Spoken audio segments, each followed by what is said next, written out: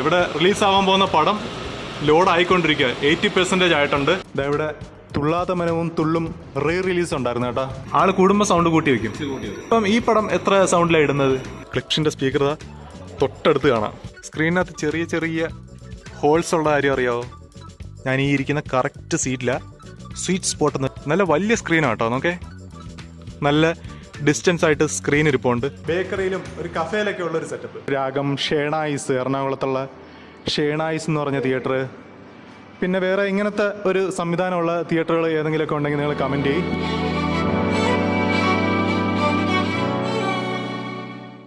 Hello. അപ്പോഴേ hello എന്ന് പറഞ്ഞപ്പോഴത്തേക്കും എന്താ അവിടെ ഒരു ചേട്ടൻ എന്നെ ഇങ്ങനെ നോക്കി. അപ്പോഴേ ഇപ്പം നമ്മൾ നിൽക്കുന്നതെന്ന് വെച്ച് കഴിഞ്ഞാൽ കൊല്ലം ജില്ലയിലെ പുനലൂർ എന്ന് പറഞ്ഞ സ്ഥലത്തെ രാംരാജ് എന്ന് പറഞ്ഞൊരു തിയേറ്റർ ഉണ്ട്. അവിടെ നിൽക്കുക. കഴിഞ്ഞൊരു തിയേറ്ററിൻ്റെ വീഡിയോ ഇട്ടപ്പോഴത്തേക്കും അതിനകത്ത് കുറച്ച് ആൾക്കാർ പറഞ്ഞായിരുന്നു പുനലൂർ രാംരാജ് എന്ന് പറഞ്ഞൊരു തിയേറ്റർ ഉണ്ട്, അപ്പോൾ അതിൻ്റെ ഒരു വീഡിയോ ഷൂട്ട് ചെയ്യണമെന്ന് കുറച്ച് ആൾക്കാർ പറഞ്ഞായിരുന്നു. അങ്ങനെ ഇപ്പോൾ നമ്മൾ പുനലൂർ രാംരാജ് തിയേറ്ററിൻ്റെ ഫ്രണ്ടിൽ നിൽക്കുക. നല്ല വലിയൊരു തിയേറ്ററാണ്. 2 സ്ക്രീനുകളുണ്ട്. താഴെ OD1, മുകളിൽ OD2, അങ്ങനെ 2 സ്ക്രീനുകളുണ്ട്. ഇതാ രാംരാജ് തിയേറ്റർ. ഇതവിടെ രാംരാജിൻ്റെ ബോർഡൊക്കെ മുകളിൽ വെച്ചിട്ടുണ്ട്. Ramraj movies. Screen 1 4K Dolby Atmos, screen 2 4K 7.1 sound, അങ്ങനെയൊക്കെ എഴുതിയിട്ടുണ്ട്. നമ്മളിപ്പോൾ ഈ പടം കാണാൻ വേണ്ടി വന്നിരിക്കുക. അജഗജാന്തരം സ്ക്രീൻ 1 താഴെയാ വലിയ സ്ക്രീനിലാണ് ഇപ്പം അജഗജാന്തരം ഓടുന്നത്. നമുക്ക് അതിലാണ് കാണേണ്ടത്. ഇവിടുത്തെ മെയിൻ സ്ക്രീൻ അതാ. അങ്ങനെ തിയേറ്ററിൻ്റെ വെളിയിൽ നിന്നുള്ളൊരു വ്യൂ കാണിച്ചു തരാം. ഒരു മിനിറ്റ്.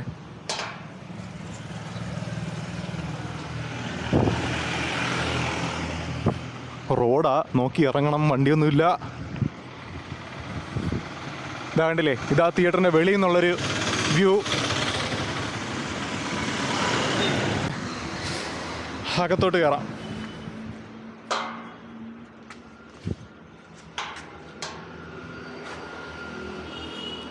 ഒരു താത്വിക അവലോകനമുണ്ട് കേട്ടോ ഇവിടെ. അപ്പം നമ്മുടെ ഇവിടുത്തെ തിയേറ്ററിലെ കാര്യങ്ങളൊക്കെ കൊണ്ട് കാണിക്കാൻ വേണ്ടിയിട്ട് ഏൽപ്പിച്ചിരിക്കുന്ന ഒരു ചേട്ടനാ. പേരെങ്ങനെ? രവീന്ദ്രൻ ആചാരി. ഓ, രവീന്ദ്രൻ ആചാരി എന്ന് പറഞ്ഞ ചേട്ടനെ ഏൽപ്പിച്ചിരിക്കുന്ന. ഇവിടെ തുള്ളാത്ത മനവും തുള്ളും റിലീസ് ഉണ്ടായിരുന്നു കേട്ടോ. ഇത് ജനുവരി 9 ഫാൻ ഷോ ഉണ്ട്. ആർക്കെങ്കിലും കാണണമെങ്കിൽ ഇവിടെ വന്നാൽ മതി. രാവിലെ 7 മണിക്കാണ്. അപ്പോഴേ നമുക്ക് ആദ്യം മുകളിലോട്ടൊക്കെ ഒന്ന് പോയിട്ട് വരാമെങ്കിൽ തിയേറ്ററിൻ്റെ മുകളിലത്തെ സ്ക്രീനിലോട്ട് പോയിട്ട് വരാം. നല്ല മാറ്റൊക്കെ ഇട്ട് നല്ല വഴിയാണ്. ഇങ്ങനത്തെ ഒരു സ്റ്റെയർ ഉണ്ടല്ലോ, എന്ന് വെച്ച് കഴിഞ്ഞാൽ ഇങ്ങനെ ഒരു എന്താ പറയുന്നത്, ഇങ്ങനത്തെ സ്റ്റെയറിന് സ്നേക്ക് സ്റ്റെയറോ അങ്ങനെ എന്താ പറയും. പണ്ടത്തെ ഒരു തിയേറ്റർ എന്ന് പറഞ്ഞൊരു കൺസെപ്റ്റ് ഉണ്ടല്ലോ, ആ രീതിയിൽ ചെയ്യുന്ന തിയേറ്ററുകളിലെല്ലാം ഇങ്ങനത്തെ ഒരു ഇതുണ്ട്. എന്ന് വെച്ച് കഴിഞ്ഞാൽ തൃശ്ശൂർ രാഗം, ഷേണായിസ്, എറണാകുളത്തുള്ള ഷേണായിസ് എന്ന് പറഞ്ഞ തിയേറ്റർ. പിന്നെ വേറെ ഇങ്ങനത്തെ ഒരു സംവിധാനമുള്ള തിയേറ്ററുകൾ ഏതെങ്കിലുമൊക്കെ ഉണ്ടെങ്കിൽ നിങ്ങൾ കമൻറ്റ് ചെയ്യും. എനിക്ക് ഭയങ്കരമായിട്ട് ഇഷ്ടപ്പെട്ടു കേട്ടോ ഈ ഒരു രീതി. അത് കൊള്ളാം. അങ്ങനെ നമ്മൾ സ്ക്രീൻ 2 പോവുക.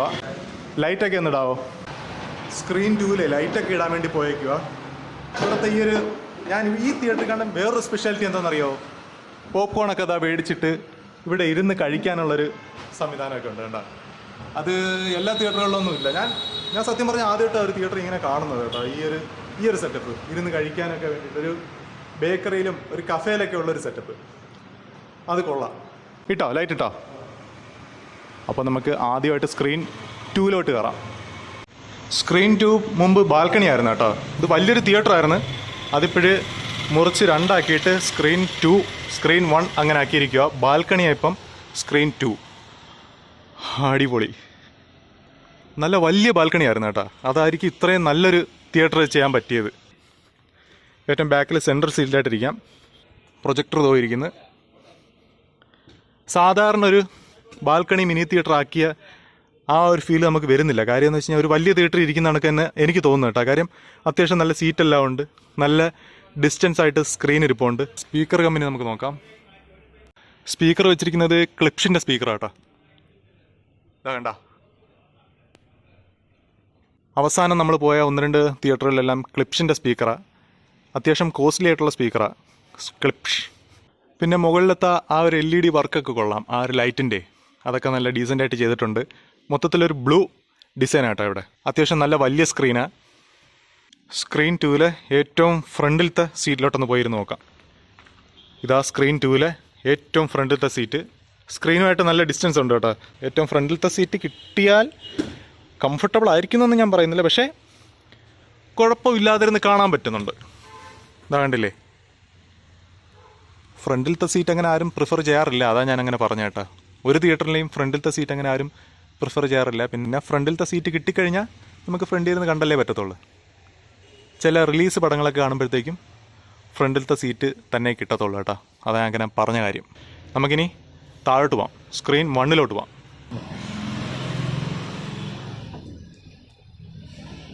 അടിപൊളി. ഈ വീഡിയോയിൽ കാണുന്ന കണക്കല്ല, നേരിട്ട് കാണുമ്പോഴത്തേക്കും കിടുവാട്ടോ. ഈ LED ഒക്കെ നല്ല ക്വാളിറ്റി ആയിട്ടുള്ള LED ആണ്. ഇതാ ഇവിടെ പ്രൊജക്ടർ റൂം, സോണി 4K, പിന്നെ ഡോൾബി അറ്റ്മോസിൻ്റെ സ്പീക്കറിൻ്റെ അടുത്തോട്ടൊന്ന് പോയിട്ട് വരാം. ഇതായിരിക്കുന്ന കണ്ടാ നല്ല വലിയൊരു സബ്. ഇതാണെങ്കിൽ ഇവിടെ ഇരിപ്പുണ്ട്, അപ്പുറത്തും ഉണ്ട്. അറിയാമല്ലോ, എല്ലാ ഡോൾബി അറ്റ്മോസ് തിയേറ്ററിലും ഈ സൈഡിലും ആ സൈഡിലും കാണും. എങ്കിലും ഞാൻ ജസ്റ്റ് ഒന്ന് പറഞ്ഞതേ ഉള്ളൂ. ഇതാ കണ്ടാ ക്ലിപ്സ്.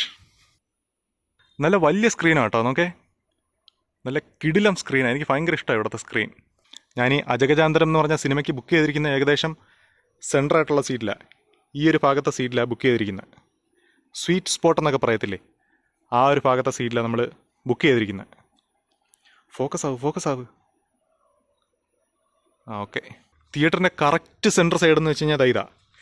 ഇവിടെ കുറച്ച് വഴിയുണ്ട്, ആളുകൾക്ക് പോകാനൊക്കെ വേണ്ടിയിട്ടുള്ളൊരു സ്പേസ് വിട്ടിട്ടുണ്ട്. അപ്പം നമുക്കിതാ നടുക്ക് ഭാഗത്തായിട്ടിരിക്കാം. ഞാൻ ഈ ഇരിക്കുന്ന കറക്റ്റ് സീറ്റിലാണ് സ്വീറ്റ് സ്പോട്ട് എന്ന് വെച്ച് കഴിഞ്ഞാൽ ഉള്ളത്. സ്വീറ്റ് സ്പോട്ട് എന്താണെന്നൊക്കെ അറിയണമെന്നുണ്ടെങ്കിൽ നിങ്ങൾ ഗൂഗിളിലോ അല്ലെങ്കിൽ യൂട്യൂബിലോ നോക്കിയാൽ മതി. അകത്ത് ഫുള്ള് ഇരുട്ടായോണ്ടേ ഞാൻ ഫ്ലാഷ് ഓൺ ആക്കിയിട്ടിരിക്കുക. എൻ്റെ കണ്ണിലിങ്ങനെ അടിക്കുന്നു. ഇരുട്ടത്തെ ഇങ്ങനെ കണ്ണിലടിക്കുമ്പോഴത്തേക്ക് ഒരുമാതിരി വരുന്നു. പിന്നെ കണ്ടില്ലേ, നല്ല അടിപൊളിയായിട്ടിരിക്കാം കേട്ടോ. കറക്റ്റ് സെൻറ്ററിലെ സീറ്റിൽ ഞാൻ ഇരിക്കുക. നല്ല കിടിലം വിഷ്വലായിരിക്കും ഇവിടെ നിന്ന് പടം കാണാൻ വേണ്ടിയിട്ട്. നല്ല വലിയ സ്ക്രീനും നോക്കേ, വേണ്ട, നല്ല വലിയ സ്ക്രീൻ. അതിൻ്റെ കറക്റ്റ് സെൻറ്ററായിട്ട് ഇങ്ങനെ ഇരിക്കുക. ഈ റിലീസ് പടങ്ങളൊക്കെ ഇറങ്ങുമ്പോഴത്തേക്കേ ഈ നടന്മാരെയൊക്കെ കാണിക്കുന്ന സീനുണ്ടല്ലോ, അതിലിപ്പം ഈ ടിക്കറ്റൊക്കെ വലിച്ചു കയറുക ഇങ്ങനെ എറിയത്തില്ലേ, ആ ഒരു കറക്റ്റ് ഫീൽ കിട്ടുന്നുണ്ട് എനിക്ക് ഇവിടെ ഇരുന്നപ്പോഴത്തേക്കും. കൊള്ളാം. ഏറ്റവും ഫ്രണ്ടിലോട്ടും കൂടെ പോയിട്ട് വരാം. ഇതാ ഇപ്പം നമ്മൾ ഏറ്റവും ഫ്രണ്ടിൽ നിൽക്കുക. അങ്ങോട്ട് കംപ്ലീറ്റ് സീറ്റുകൾ, തൊട്ട് ഫ്രണ്ടിൽ സ്ക്രീൻ. മലന്ന് നോക്കണം, നോക്കേ, ഇവിടെ നിന്ന് ഇങ്ങനെ മലന്ന് നോക്കണം. ഏറ്റവും ഫ്രണ്ടിലത്തെ സീറ്റിലൊന്നും ഇരിക്കാം.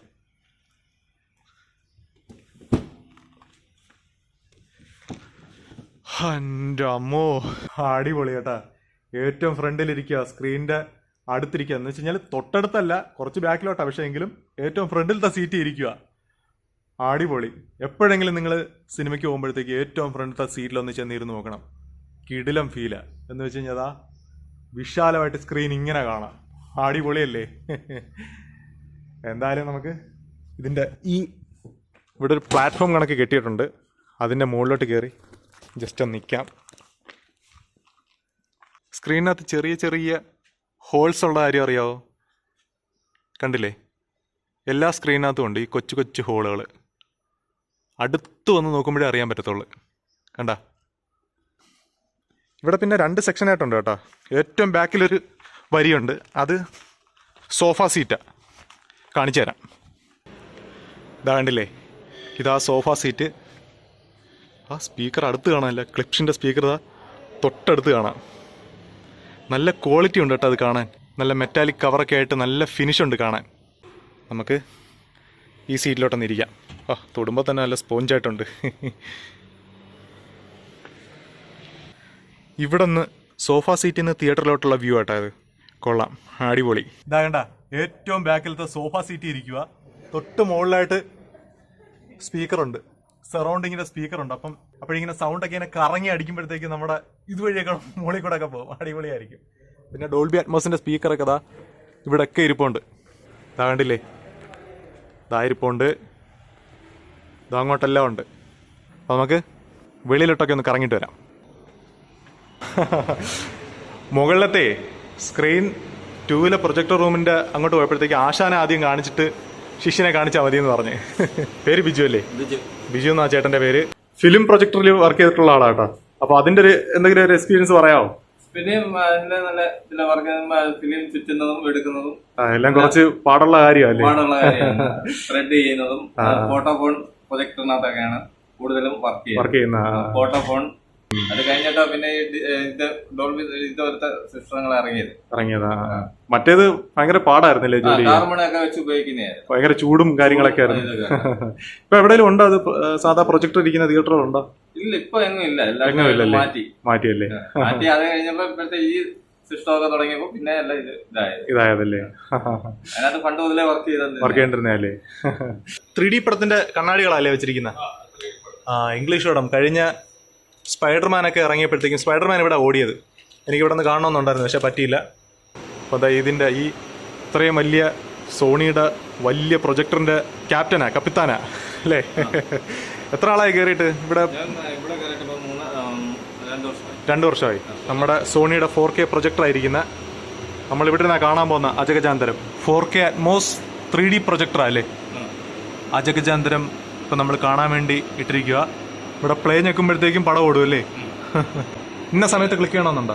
നമ്മുടെ തിയേറ്ററുകാർ തീരുമാനിക്കുന്ന സമയമാണ്. ഇപ്പം നമുക്കിപ്പോൾ പ്ലേ ചെയ്യണമെങ്കിൽ ജസ്റ്റ് ആരെങ്കിലും ഒന്ന് കാണിക്കണമെന്നുണ്ടെങ്കിൽ നമുക്ക് റിവ്യൂ നോക്കണമെന്നുണ്ടെങ്കിൽ മുമ്പേ നോക്കാൻ പറ്റൂല്ലേ? നോക്കാൻ പറ്റും. എല്ലാം ഉണ്ടല്ലേ? Okay okay.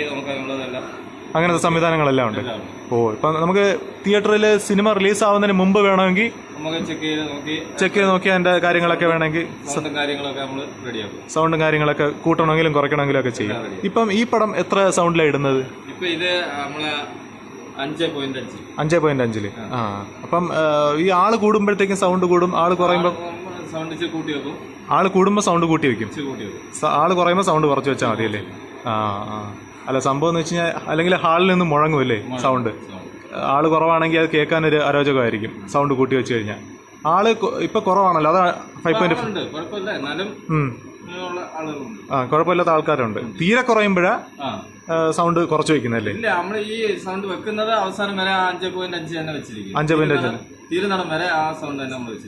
ഇപ്പൊ നമ്മളൊരു സൗണ്ട് ഫിക്സ് ചെയ്ത് വെച്ച് കഴിഞ്ഞാൽ അത് അവസാനം വരെ സൗണ്ട് തന്നെ ആയിരിക്കും. അപ്പൊ നമ്മളൊരു ഷോയ്ക്ക് ഫുൾ ആയിട്ട് ഒരൊറ്റ സൗണ്ട് തന്നെ ആയിരിക്കും വെക്കുന്നല്ലേ? അല്ലാതെ ഇപ്പം നമ്മളിപ്പോ ഫൈറ്റ് സീൻ വരുമ്പോ സൗണ്ട് കൂട്ടുക അങ്ങനെയൊന്നുമില്ല, ഒറ്റ സൗണ്ട് തന്നെ. അപ്പൊ എന്തായാലും ഇപ്പൊ ഡോൾബി അറ്റ്മോസിന്റെ ആഡ് വല്ലതും ഉണ്ടോ? എന്തെങ്കിലും ഉണ്ടല്ലോ. അപ്പൊ ഞാൻ അകത്തോട്ടൊന്ന് പോട്ടെ, എന്നിട്ട് തരാമോ?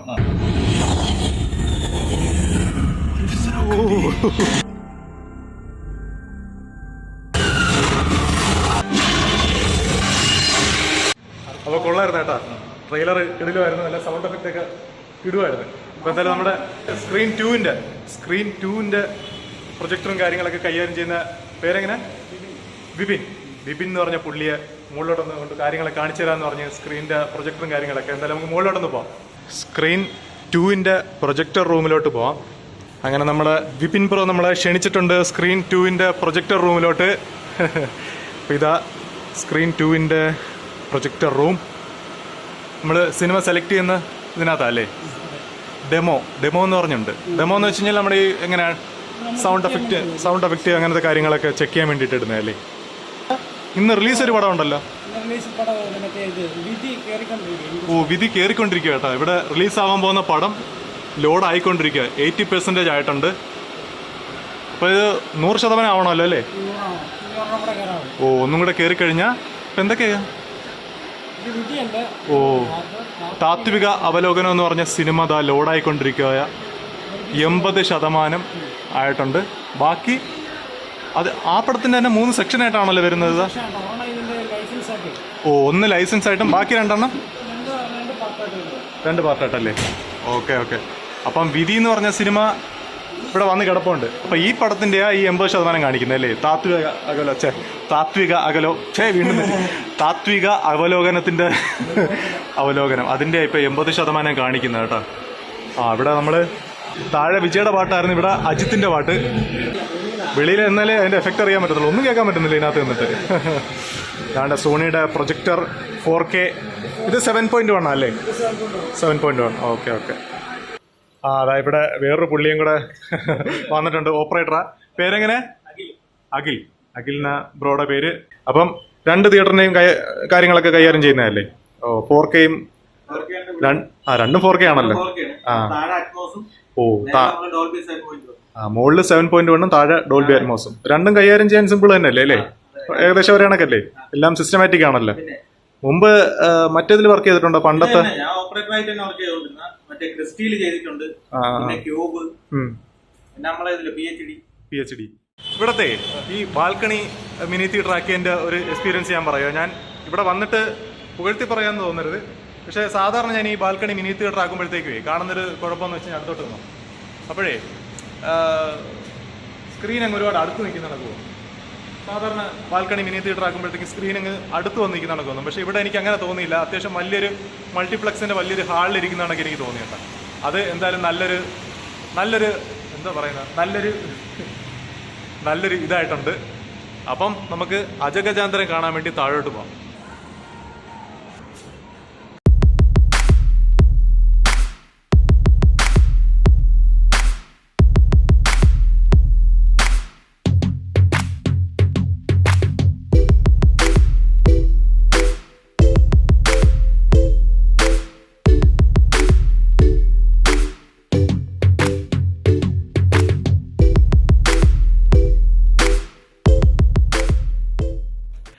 അജഗജാന്തരം കണ്ട് കഴിഞ്ഞു കേട്ടോ. നല്ലൊരു തിയേറ്റർ എക്സ്പീരിയൻസ് ചെയ്യാൻ പറ്റിയ പടമാണ്.